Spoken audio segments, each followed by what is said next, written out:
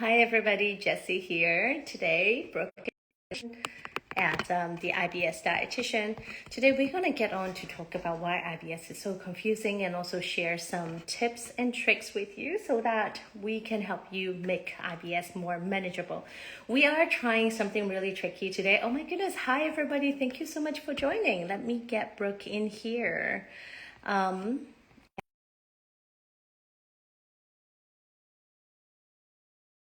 On Facebook as well, and it's been a little bit tech challenging for us as neither of us are very tech savvy, but today there are a few things we'll talk about.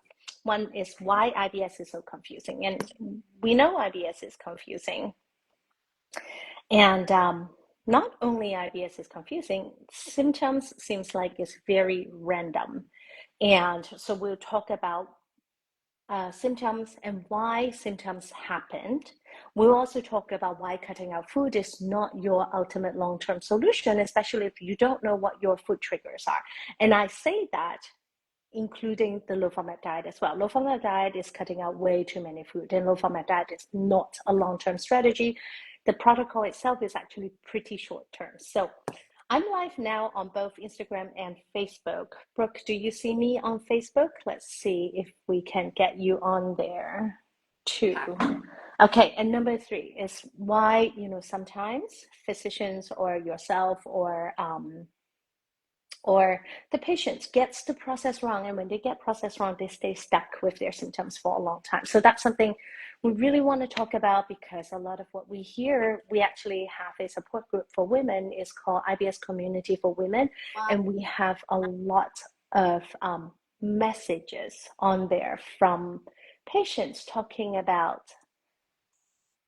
why they have constant diarrhea most days, usually 2 to 3 watery bowel movements a day. And then there's also, oh, Brooke, I just sent you a request for you to join. So, Okay. and then also people talking about the very debilitating bloating and discomforts when it comes to IBS constipation. And of course, with IBS mixed bowel type, it's really the unpredictability of the flare-ups that makes it so difficult. Oh, yay, we are live on both places. It Thank took you a all few for being minutes, here. but it worked. It took a few minutes, but it's actually working, and we are live on both places. And for those of you who are watching these live, we would love to answer any of your questions. So stay to the end when we will be answering those questions. And I'll say one thing, no question is a stupid question. IBS is really, really confusing. And sometimes even practitioners, like experienced practitioners like us, we still have to really dive very deep into our patients' symptoms, what they're eating, what medications they're taking, what supplements they're taking, to fully understand what's going on with their IBS. I see Brooke nodding here. Actually, before we go into the juicy part and the details of our talk today, yesterday we had a group coaching session, and one of our new clients, she is an extremely complex case. Actually, when she started with us, her symptoms started improving. We recommended a few changes in her diet, and her symptoms started improving. It was in the right direction, but then she tried a new medication, and as soon as she started the new medication, her bowel habit changed. And then she tried another new medication to combat the change of the bowel, to combat the change that has already happened, and it actually made everything a lot worse. So she went from having maybe 3 to 4 diarrhea a day to like 10 or to more diarrhea a day, and more loose or watery diarrhea. So when we started, she actually had more formed bowel movements. And in cases like these, right, as expert IBS dietitians, we're really looking at all things, not just the food, but the medication and what else in her life that is impacting it. And our conclusion was that the medication, as we look through day by day in her journal, the food is not the problem, because she was improving when she was only, making the changes. It was the medication that made it worse and worse. And these are things that are so hard to see. And if you're not documenting your food intake, your medications, and supplements you're taking, it is hard to see, okay, why is this, why my symptoms are getting worse and worse. So we're going to talk a lot about this. And yesterday, Our poor new client, she actually cried on the session, and our other clients in the small group session chimed in to give her support. And that's something we love in our small group program. And they actually share, the other two clients actually share, they've had their dark days. But one thing that really helps them over is talking about in the group and then hearing other people's success stories and knowing that, hey, this is eventually going to pass, but we need to really work through and identify what the triggers for you particularly are, because everybody have different triggers. Okay, we've already got some questions here. IBS diets. Yes, we'll talk about diets and talk about why cutting out food is not always the best approach. Okay. Awesome, awesome. Okay, why is IBS so confusing? I think let's poll our audience here. I don't know how to do polls on Instagram, but for those of you watching, do you find managing your IBS very confusing? And Brooke, what are your thoughts on this? Yeah, so and it goes back to the systematic approach, and really documenting your symptoms and using a journal to kind of keep track, because it gets confusing and overwhelming. And documenting not only, your bowel movements and what you're eating, but your medication and your supplements, and changing things one at a time, which may be a slower process, but that's really where you can figure out what's going on and know. And since you're documenting, when you add something in, you can know if that made a change looking back, and then you can change something else and see if that makes an improvement or makes things worse. But it can be overwhelming and hard to know where to start. And it's right, it's not always food, but that's where most people start, which is not bad. But if you're kind of don't have a systematic approach, you can end up cutting out way too many foods. Yeah, I think that is a concerning thing, especially when diets are recommended so often now Mm-hmm. by providers, by dietitians, or even people finding their diets online. Oh, one of our clients got onto our podcast. It was released this week. Her name is Kim. She said she found the low FODMAP diet on Pinterest. She was like, oh, all of these symptoms I have, and you should do the low FODMAP diet. She's seen 3 different GIs. Thankfully, her GI did not recommend the diet, because usually, well, I wouldn't say usually. The recommendation is always send your patients to working with a trained dietitian on the diet when you're recommending the diets. And unfortunately, this is not happening. But Mm-hmm. fortunate for her is that her GI did not recommend it. However, she found the diet herself online and started putting herself on extremely restrictive diets, cutting out a lot of food. At the end of the day, after we started working together and improving her diarrhea and symptoms, she was able to tolerate most of the FODMAP foods. There are a few categories, a couple categories she was still more concerned about, but she knows that she can eat small amounts of it and not worry about running to the bathroom or having symptoms. So food is not always the problem, but there are certain groups of food for people with, say, non-celiac wheat sensitivity. Then those cases, you will, if you do have a real food trigger, then those are the food that you have to cut out. And usually what we find is when we remove the real food trigger, which can be different person by person, their FODMAP intolerance improve over time, because it helps their gut start healing, and then they can eat more and more FODMAPs. So don't just cut out FODMAPs. The low FODMAP diet is great for managing symptoms, but it really isn't a long-term solution, and it tends to be unnecessary for most people, as long as you can understand your underlying trigger and resolve your gut symptoms. Okay. Oh, one thing I want to say is symptoms don't appear out of nowhere. They follow patterns.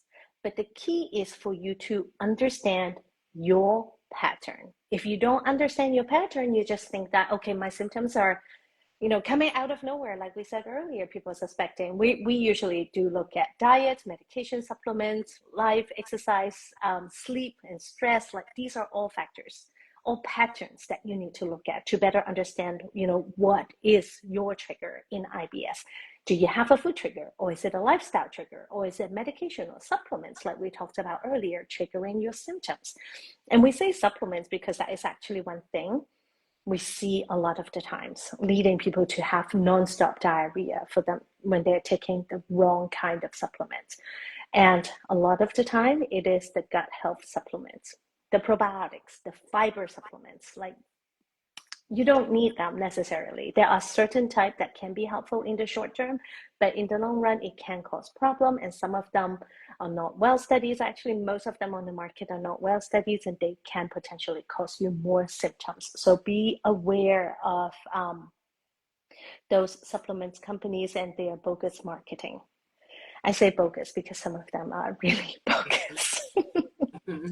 Yes. Okay. So make sure you know. And okay, so that is, why IBS is so confusing and why you really need a step-by-step approach to better understand what is going on, right? If you do suspect a food trigger, should we talk about our process of identifying food triggers? Yeah, sure. Yeah. Okay. Well, you can hear it from our perspective. We actually had a client. Her name is Stacy. She came onto our podcast and she really explained the whole process, how it works. But if we do suspect you have a food trigger, we would recommend an elimination diet that is short term until we figure out if this is your trigger for good. You short term, what's the short term mean? Probably 4 weeks to maybe 8 weeks, depending on the person, depending on adherence on the diet, because oftentimes elimination diets are really, really hard. Oh, let's do a quick poll. Let us know in comments to tell us if you have tried, well, actually, two questions. One is, have you ever tried an elimination diet before? Let us know in there. Have you gone gluten-free, dairy-free, low FODMAP? Have you tried any of those before? Number two, do you find following diet easy? What is tricky for you? I think one of the things we hear a lot is that people are cutting out the foods, and then they may feel some symptom relief for a short period of time. And then sometimes symptoms comes back and they don't know why symptom comes back, right? It goes back to the process. If you don't have a process, you don't know what's causing the symptoms. And when symptoms do come back, they think, okay, I probably need to cut out more food again. And then they go in and cut out more food. Now, here is the straightforward process. It's you eliminate certain groups of food for a short period of time and then reintroducing them. Usually the reintroduction process in our clinic is either 3 days or 4 days. So you start with a very small dose of the food, and then you slowly increase it to a full serving, either on day 3 or day 4, depending on what food it is. And again, different foods will have different reaction time and different symptom severity and different types of symptoms. And our job on our end is really monitoring what those symptoms are, because it can be very confusing. Because sometimes it can cause your stool consistency to change, which is often what we see. And some of the symptoms will be causing you to have more air, more gas, more bloating. Which, if you are tolerating those mild symptoms, then we usually say that, hey, you can actually tolerate this food at this quantity. Go ahead and keep eating it to bring it back to your life and not worry about it in the future. And oftentimes our patients will tell us, hey, I know I can tolerate all of these FODMAPs. They will cause this, and that symptoms, but they are mild and I'm not worried about them because I know how my body responds to it. Instead of be like garlic and onion, for example, I would say most of our clients after working through the program will be able to tolerate garlic and onions. But this is, one of the big fear factor for most people, right? I eat a little bit of garlic, I go into fight and flight mode, and I run to the bathroom, or I have severe bloating or severe symptoms. Now, questions here, right? Is the severe bloating and the severe symptom coming from food, or is it from your fight and flight reaction because you panicked? These are all things that really affect your body and your IBS symptoms. And to really know how your body responds to FODMAPs is by doing a systematic reintroduction process. We actually talked a lot about this in our free IBS Relief Masterclass. You can find it in my link in bio, or if you're watching on Facebook, you can find it on ibsdietitian.com/masterclass. Or if you put a comment underneath this video, I'll post a link here so that you can watch it, or I'll post a link later for everything that's mentioned on here. In the masterclass, I actually show you, what our workbook looks like in our program and how we one, categorize the food according to Monash, because again, we have to follow the evidence, we have to follow the research. It's not random foods that we're putting on there. They're systematic, and you do it over 3 days. Okay, for FODMAP, it's over 3 days. For other groups, for non-FODMAP triggers, we usually do it over 4 days, because for those groups, someone said masterclass, please.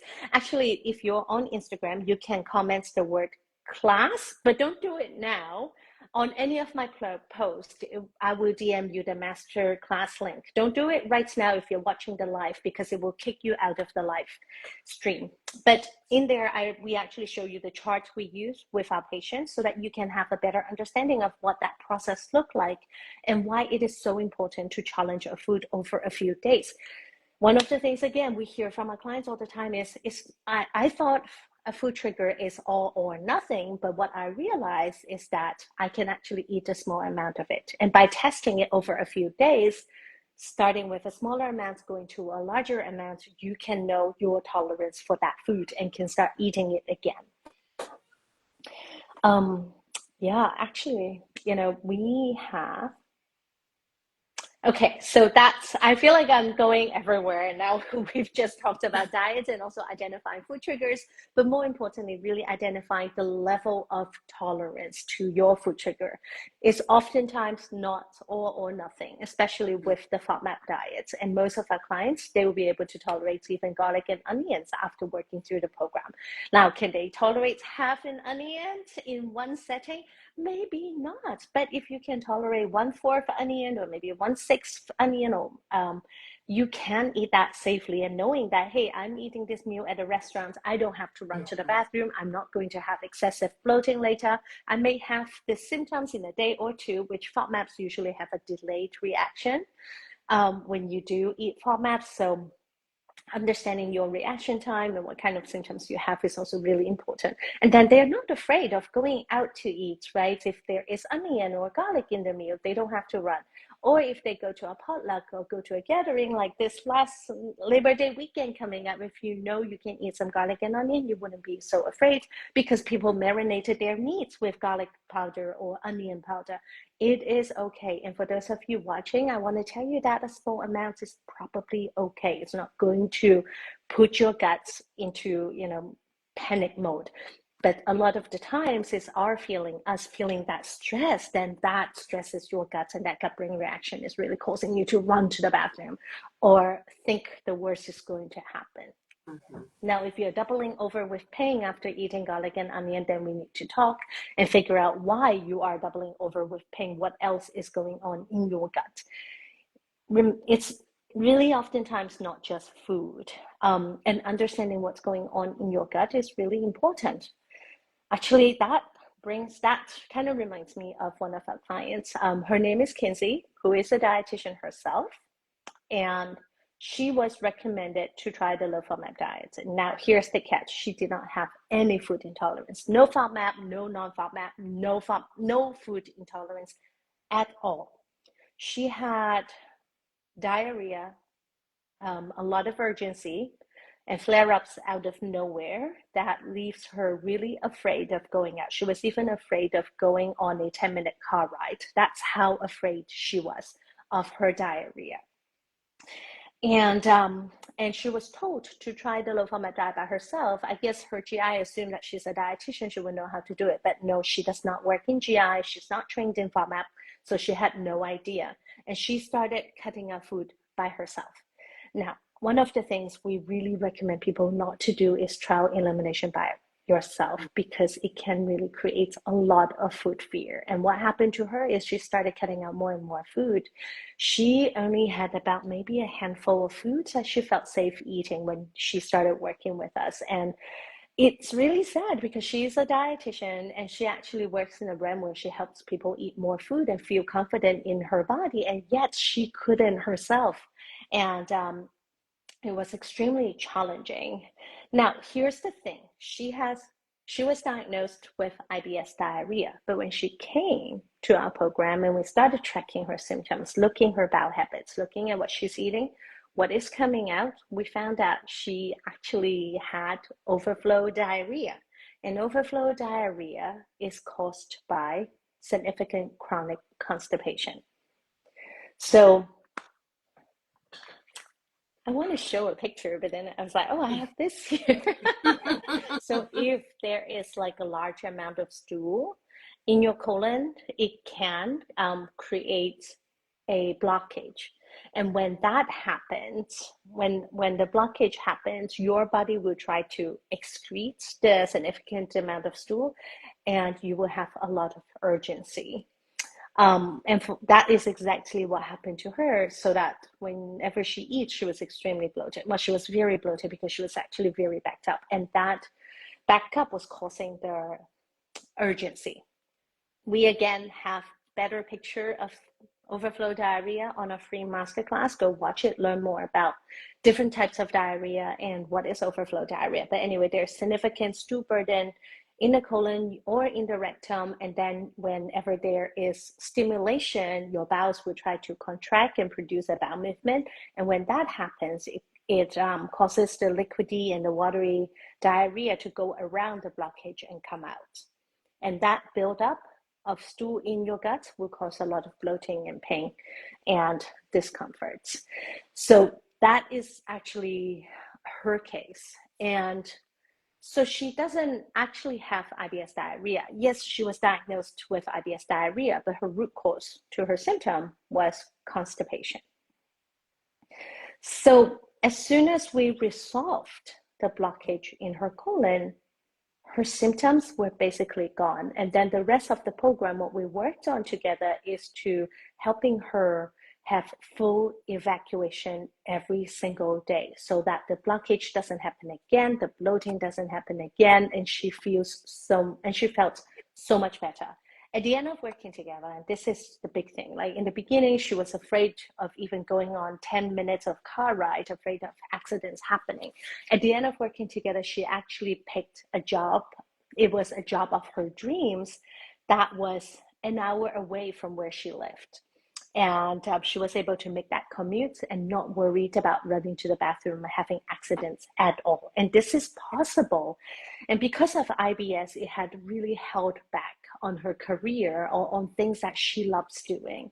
In the middle of the program too, she went on camping, and we were still working on regulating her bowel habits. And she said, that was also when she had this big revelation, and she came back to the group coaching and said to us, Jessie, I should have thought of this long time ago. It's my bowel habits. If I learn more about, tracking my symptoms and better understanding my bowel habits, I wouldn't have cut out all of the food. I wouldn't have to be so afraid of the food. Now, she is a dietitian herself, and, because her symptoms improved so fast just after regulating her bowel habits, we didn't do the low FODMAP diet with her. And of course, she cut out so much food. She was basically low FODMAP and not really eating anything to begin with. And what we did was she just expanded her diet to a normal diet right away after resolving that blockage in her colon that caused the overflow diarrhea. So it wasn't IBS diarrhea. It was IBS constipation inducing overflow diarrhea. So in cases like this, not everybody has a food trigger, but there are, of course, a lot of cases that we have seen with overflow diarrhea is people actually have food triggers, but the food trigger doesn't cause the diarrhea. The food trigger caused the significant stool burden in the colon. And then that causes overflow diarrhea. So these cases, of course, are a bit more complex. It requires digging, really diving deeper at the multi-level, and we go through a process to say, hey, let's see if what you have is actually overflow diarrhea first. And then we go through the food challenges, the elimination and reintroduction process to better understand if any food is causing them to have symptoms. We don't do it with everybody, but if we do suspect you have certain food triggers that can slow down or speed up your gut, we will do that. And all of this takes time. And why IBS is so confusing and so difficult to treat, as you can hear from all these cases, is it really takes time to investigate what's going on. And then it takes time to try different strategies to try to resolve the root cause, right? What's going on. And then number 3 is identifying food triggers if somebody may have a food trigger. It differs case by case. Not everybody that comes through our program needs to do the low FODMAP diet, but they might need to do a different type of elimination diet to identify their food triggers, especially in cases where we suspect non-celiac wheat sensitivity, or we suspect, this week we actually talked about in group histamine intolerance. And then there's also sucrose intolerance. There are so many different food intolerances out there. FODMAP is only one of them. Yes, FODMAP is the one that is most beneficial for IBS patients, but it's not a long-term diet. It is a short-term elimination diet.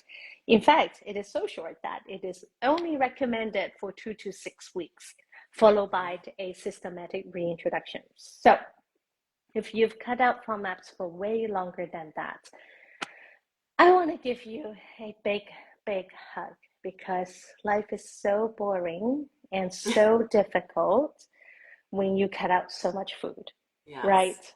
Okay, I just like talking nonstop. Brooke, do you have something you want to add?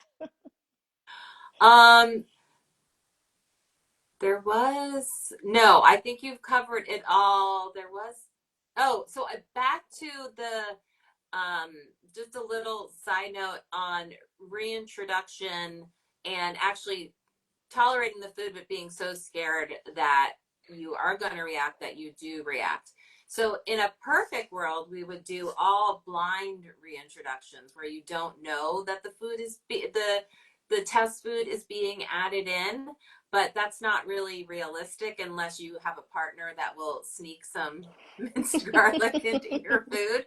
But that cuts out that fight or flight reaction that may occur. So it is and if you do react and you do think it is a fight or flight reaction, circling back and doing that challenge again when you feel like your gut maybe even more healed, you're in a better place mentally, you're not as stressed. Those things might be good to do too. And it's not like you test it and you're done for the rest of your life. You can continue to retest things. And actually, Monash University suggests that you retest things every few months just to make sure that if you didn't tolerate them, that you do tolerate them, and possibly vice versa, though it's more to continue to liberalize than to further restrict. I love what you're saying here. And one of the things when we do the challenges, right, we start with a very small dose. I'm just looking at garlic here. Garlic is 1/3 clove. It's 1.3 gram.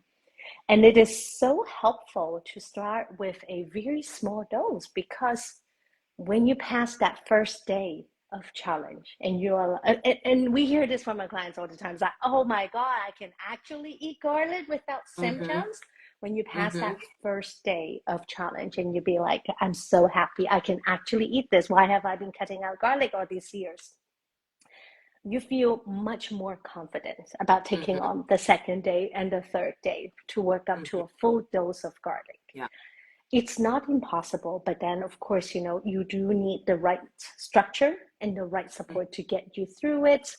And it is really important not cutting out so much food, because we know that when we eat a less diverse diet or not very diverse diet, it negatively impacts our gut microbiome. And when our gut microbiome is compromised, you will react to more food and you will have more symptoms in the future, which is also why the low FODMAP diet is only for 2 to 6 weeks, because we know, and research suggests this, beyond 8 weeks on the low FODMAP diet, your gut microbiome starts changing, the beneficial bacteria, the beneficial species in your gut starts decreasing. And these are the species that really feed on the FODMAPs, especially the fructans, the GOS, and other ones. They actually help your gut microbiome thrive. We talk about this in the masterclass as well. So go learn more about it and really better understand the gut, the GI connection, the guts, the gut-brain connection, and also why eliminating food for long term is not a good idea for most people, even the low FODMAP diet. I would say especially the low FODMAP diet, because we are cutting out the good short chain fermentable carbohydrates that really feeds our gut microbiome and makes them healthy. you got to think of it this way, right? When our gut microbiome is healthy, our digestion will be stronger, our digestion will be better. It can help you break down more food, and you can tolerate more food. And this is especially true for garlic and onions, and all other groups of FODMAPs. And when you start re-eating some of these foods, one of the things we see, like you were saying earlier, people are so afraid because they might get a little bit of symptoms. But if they know what symptoms they have, they can anticipate it and they can continue to eat that small amount. And that small amounts that you are eating, they're feeding your gut microbes, your gut microbiome that can help you, help them thrive. And there's more of the beneficial gut microbes that can help you break down this group of FODMAPs in the future. So this is really key, and I think we don't talk about it enough. I mean, I try to talk more about this, but it is hard. And when we see people have been on low FODMAP for years, it just breaks our heart because you are starving your gut microbes. So don't do that. Reintroduce FODMAP in a systematic manner. Okay, I think we talked about a lot of things already. Do we have any questions? I think if you guys have any questions, drop them in the chat. We will get back to you. And we do have so one of what we do is a signature small group program. We are launching one last group program this fall, and you can start anytime in September or early October. And our small group program runs through 14 weeks. You get 14 sessions with us, 2 one-on-one sessions and 12 small group coaching. And the small group coaching is like a mini one-on-one session. But what's better than mini one-on-one session is you get to hear about other people's cases and our recommendations to other people, because more likely than not, it's going to apply to you. A lot of patients tell us that hearing others' story really help them feel not alone in the process and be encouraged and be inspired, and also pick up bits and pieces that we recommend to them so that they can implement it in their life. Now, making any changes, right, dietary changes or lifestyle changes is hard. So the repeated hearing of it week after week is extremely helpful. And one thing we talked about earlier too is why IBS is so confusing and so difficult to treat, because it's multi-layered. And we find that it is best for somebody to see us consistently every week for 14 weeks to really get to the bottom of it fast. And I would say that one of our clients, her name is Laura. You can hear her story on our podcast. She was episode 20. So Laura is a healthcare provider as well. So Dr. Laura came to us with significant diarrhea, and she's worked with her GI for almost 5 years with no results. Finally, her GI said, you need to work with the IBS dietitians. And she came to our program. She just signed up our program without doing anything and just think that she has to do this. She has to do the low FODMAP diet. Now, she does have one FODMAP trigger, which we identified. But for her case, she's worked with her GI for 5 years for her diarrhea. It's really impacting her life. She said even going to work was really scary for her because she was afraid that she needs to use the bathroom on her drive to work. At the end, this is what happened. Well, in 4 months of us working together, we got her the proper diagnosis. She actually has SIBO. We got her, working with her GI doctor, we got her SIBO treated, and we identified her food trigger, and she was symptom-free after that. Actually, she moved on with her life. She was like, we tried to do this for 5 years by myself, working with my GI, cutting out a ton of food.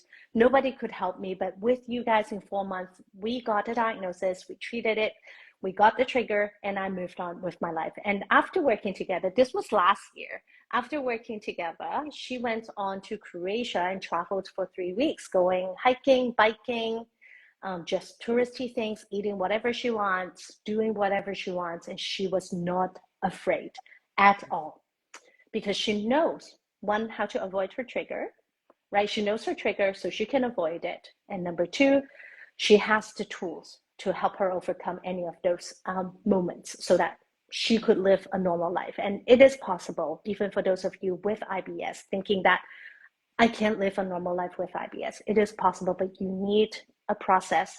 You need a structured process and proper guidance to get you there. And why our program is about 3 to 4 months long is 12 weeks.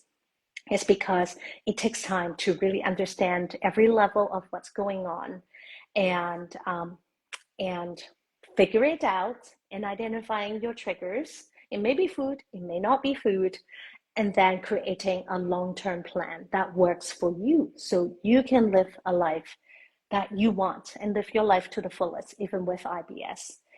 Um, Okay, so that is our small group program. So this is our last group this year. It will run for 3 months, for 12, 14 weeks from when you join the program to at the end. So we'll most likely support you through October, November, and maybe some of December. And you will be ready for year-end travel and going to year-end parties when we wrapped up and create a long-term plan for you. And it is really important, right, to do that at a season where you have more time to invest in yourself, and really think of this as investing in yourself. I talked to somebody yesterday actually who wanted to work with us, and he said because of IBS he can barely work. The good thing was, his work was so understanding, he can work the hours he wants.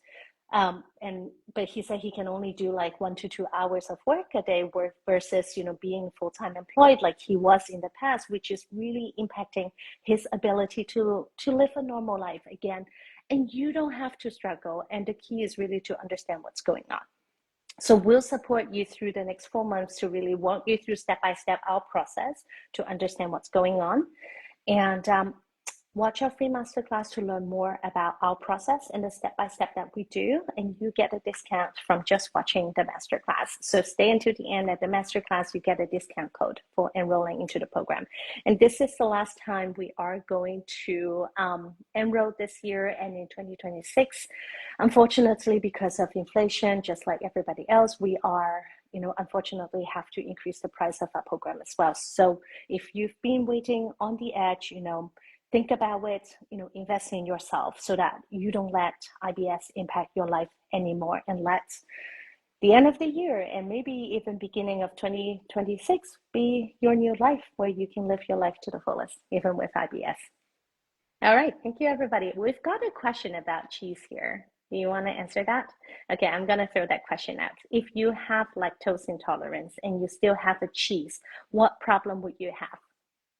I love this question. We hear it so often. So it depends on the lactose content of the cheese. Hard cheeses are really low lactose, so probably no issue really. It depends how lactose sensitive you are, of course. You can also take a supplement like Lactate or FODZyme with lactose containing products, and it gives you the lactase enzyme to help you digest the lactose. So you may not have any problem. Again, it's the degree of intolerance you have, but it definitely be worth trying half a slice or something like that and seeing if you tolerate it. And if not, then possibly trying it with the Lactate or FODZyme to see if that increases your tolerance, and then kind of go from there. I also want to say that cheese, the reaction you would usually get from lactose is, so what lactose does is it draws fluids into your small intestine, and you can feel like, so there are two types of FODMAPs. One is osmotic, one is, and then all of them are fermentable actually, but a few types of them are osmotic, and that would be your lactose, your polyols, mannitol, and sorbitol. And when you consume these type of FODMAPs, they draw fluids into your small intestine, and you may feel like gushing and gurgling in your guts. But like what Brooke said, most cheeses are very low in lactose, so you probably won't have a reaction, but you probably feel some gurgling if you're very, very lactose sensitive. But most of the time, it's not an issue, especially with the hard cheeses. We have a free grocery list. Go to ibsdietitian.com/resources, get our low FODMAP guide. I think that's also another thing, right? People are so confused by the low FODMAP diet. They cut everything out, but it's not a dairy-free diet. It's a lactose-free diet. Mm-hmm. And you can use tools like lactate to help you break down the lactose. Yeah, one of our clients, her name is Mariella. She came on the podcast recently and really talked about her story and lactose intolerant. She has lactose intolerance, and she is a Latina, so she cut out all dairy at some point in her life. But then what we learned working together and really working through that step-by-step process is she can tolerate dairy. She just cannot tolerate lactose, but she knows what to do now. And even if there's a little bit of lactose, she will eat it. She won't have any symptoms. And she talked about that in on the podcast episode. And I just love it because what we really love doing is to help people eat more food without worrying about symptoms. And knowing your trigger and knowing how much you can tolerate is key to eating more food safely and not worrying about symptoms. Okay, I think that's the only question we have. Let me scroll up and see if there's any more. Yeah, if you guys have any more questions, we'll hang around a little bit. Oh, one thing I want to talk about the program is somebody asked about payment, and I have not answered that question. So there are different options to pay. The checkout company or checkout tool that we are using nowadays actually offers buy now, pay later. So you can spread it out to 6 months to 12 months or even longer. And it's I think only about $400 some a month if you do the 6 month interest-free option via the buy now, pay later option on our checkouts, the checkout company that we use. And oh, hi, Mercedes. So good to see you. Mercedes is one of our clients, and she came onto the podcast and shared her story. And I loved her story because she, like many people, have went to multiple GIs. She went to 4 different GIs to figure out what was going on. Hi, Mercedes, do you have a second to jump on and talk about your case and share with us? Let me see if I can invite you. I don't know how to do that. Oh, here. Feel free to turn it down. You don't have to. It's just love seeing you. And I will have to tell you, your podcast episodes have been amazing.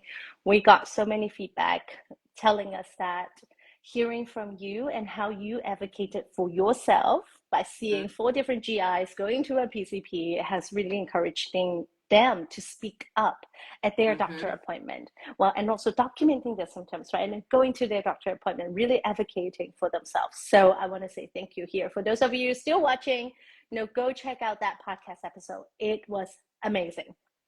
Alrighty, I don't think she is here. So I'm going to send you the invite one more time and see if you can get it. Because she's still here. Oh, thank you. Miss you guys. We miss you. We miss you. You were such a ray of sunlight in our program. Yeah, absolutely. Okay. Oh, you said okay. All right. I think there might be a delay. Unable to join. Let me try again. Or it might be the device thing. oh, okay. I'm going to try one last time just in case that was an accident. Okay.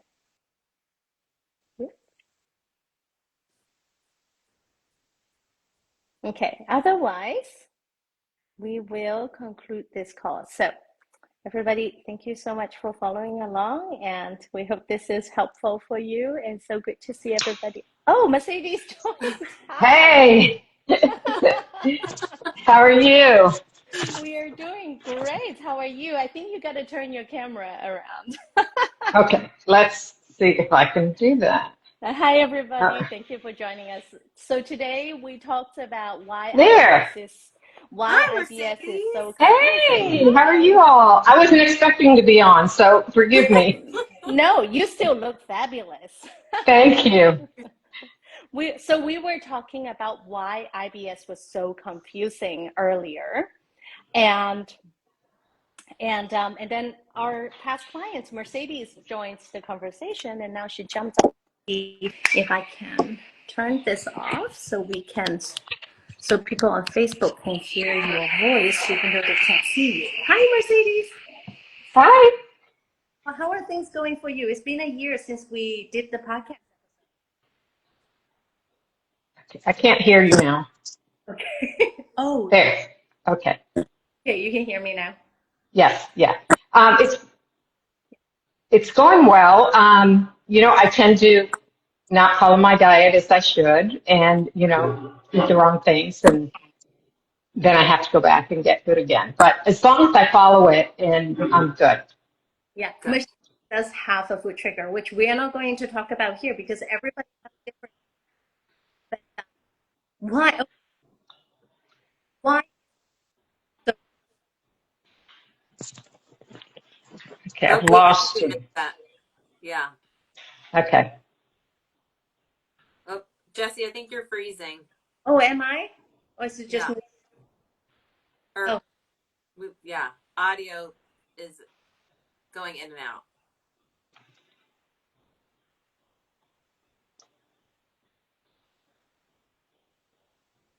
Oh, one's working, the other's not. is this better? Yes. Okay. I think it's because of my phone stand. Mercedes, question for you. Why is IBS so confusing? Tell us what you think in a patient perspective. One, it's difficult to diagnose. So, they'll tell you many different things before you'll finally get that diagnosis. It's like they rule out other things. And two, it could be so different person to person. I can't follow the same diet as somebody else or, do the same things as somebody else necessarily to get relief. So it's very personalized. Mm-hmm. Mm-hmm. Mm-hmm. Yeah.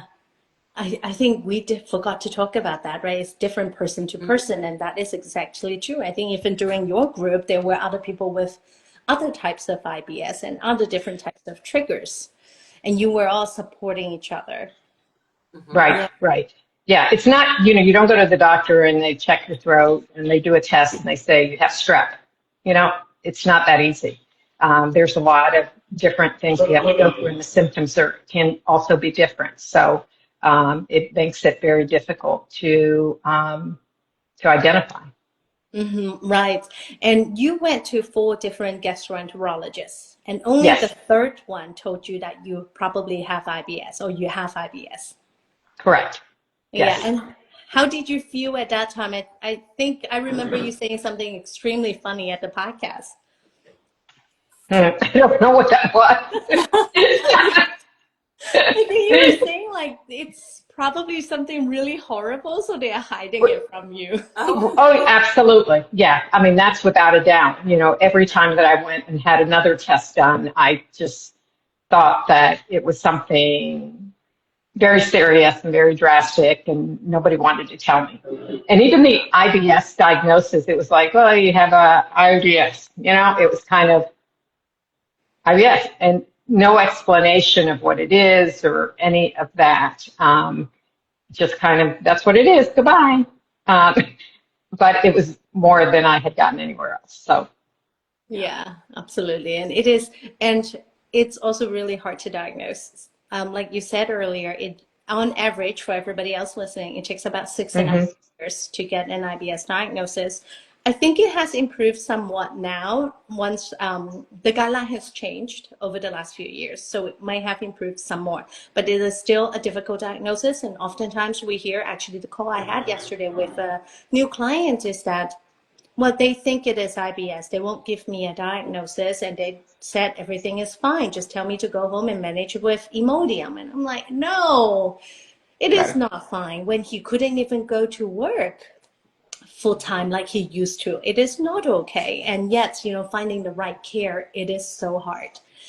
Okay, yes. Yeah. One of Emerson. the gastros I went to basically said to me, go take Metamucil and come back in 3 months if you if you still have a problem, because I was having a pain in my left side, lower abdomen. And it was like, okay. I mean, and that was after seeing several other gastros. So, Yeah, well, that's I'm signing because that's just the state of our healthcare. It is in the US. And what is worse is that medical costs is going up. Everything is getting more and more expensive, and we know insurance coverage is getting less and less, and which is unfortunate. And they dictate how much time a doctor can spend with patients. mhm. So it's not like they can really have that in-depth conversation with you. And it is so important to document all of our symptoms. And what we do with our patients too is give you a script, like here's your symptoms, here's what you need to ask your doctor for, here are the tests we need. We need to get them because of X, Y, Z, so that we are your advocates, because we know your case so much better because we spend time with you. So when you go in, you are prepared. You're not wasting a few $100s on a 15-minute appointment and get nothing out of it. I think why people find it so discerning when they go to the doctors is because, you know, they're paying so much money, they're looking for an answer, and yet they come out of it without an answer. But it can be better. Adding a dietitian on your team will make that process a lot better, a lot easier. Absolutely. Yeah. Any words of encouragement for people who might be interested? So we are doing one last group program enrollment in September, and this will be our last group in 2025. Any words of encouragement for anybody listening? I would say stick to your guns or your gut if you're not feeling well. And you know, don't let somebody push you off and tell you it's nothing. And you know, you have to sit there and deal with it day to day by yourself. Don't give up. You know, go to somebody else, research it, and stay on top of it. I mean, you have to be your own best advocate. Yeah, absolutely. Absolutely. Okay. Well, would you recommend our program? Without a doubt, without a doubt. And you know, I will say, and I've told both of you, I was skeptic at first, you know, because it's online and you're on with people you don't know. And but I had researched your program and researched you all, and so you were knowledgeable about the subject matter. And the support I got from the other people going through the program and the learning from them was invaluable, and just made, you know, everybody wants to feel, you know, part of something, or not be part of being alone and not being seen. And being in the group, you were seen and found out that it does, you know, one size does not fit all. There are some things that are similar, but there's a lot of things that are different person to person. And, you know, we can all, you know, get to a better place. Will it be the same end place? It depends, because like I said, it's different, but it would be a better place than where you started. So I would very highly recommend it. Yeah. Thank you so much. Sorry to put you on the spot. Oh, no problem. No problem. I saw that you were live and I was like, oh, okay, I'll listen to it. Yeah, we talked about why IBS is so confusing, and exactly what you were saying. Everybody is different. And somebody just asked a question, what is the main cause of IBS? There's no one main cause. There are so many different root causes depending on who that person is. So for you, you really need to understand your own root cause to really resolve it. And like Mercedes said, and the second part of the question is how it feels like when you have IBS. It, again, varies person to person. For someone, Mercedes, what was your feeling like when you had IBS? Well, you still have IBS, but it's managed. Right. When it wasn't managed, it was difficult to carry on in my normal. You know, if I ate something and I had a symptom, it made it difficult to be out sometimes, and it made it difficult to know when it was going to happen again, and just a total uneasiness and lack of comfort, and having to, you know, moderate, you know, where you go and what you do and those types of things. So it wasn't my normal life. I was having to work around my symptoms and yet not know when they were going to happen. So it made it very, very difficult. Yeah, absolutely. And I would say everybody feels different, because some people have constant pain. Some people only have pain when they eat their triggers. Some people don't have pain. Some people have significant bloating. Some people have like swelling in their guts. Not everybody have that. So the feeling of IBS is, again, different person by person, depending on what is causing the symptoms. And everybody, again, is different. So yeah, Well, thank you so much, Mercedes, for You're joining the welcome. conversation. And well, we'll wrap it up now for everybody who are interested in working with us. We are doing one last launch. There's only 6 spots because we try to keep our groups very small to make sure we are supporting our patients 100%. And I would ask Mercedes that, do you feel fully supported during the program? And Definitely. what kind of Um, supports were you getting? the weekly support was key because as you had symptoms during the week, you knew that there was a date there that you were going to be able to, you know, exchange information on what was going on and what to do next. Besides that, the support that I got after logging in my information, you all would go on and make comments, and so you knew somebody was kind of watching you, even though you may not speak every day. Somebody was watching you. And if there was something significant, I felt comfortable that I could go in there and make a note and somebody would look at that and get back to me. So it certainly is a lot more than you get when you go to any doctor and they tell you to come back 3 months later, or even a month later. You wouldn't get that type of support. Yeah, I think that's also why, people are so upset with their doctors when it comes to managing IBS. Their statistics is 90% of patients are unhappy with the care they're getting. And it is Mm-hmm. so hard, again, the way our healthcare system is structured. I don't want to throw the doctors under the bus, but they're just not given enough time with their patients because Right. insurance companies won't approve it, one.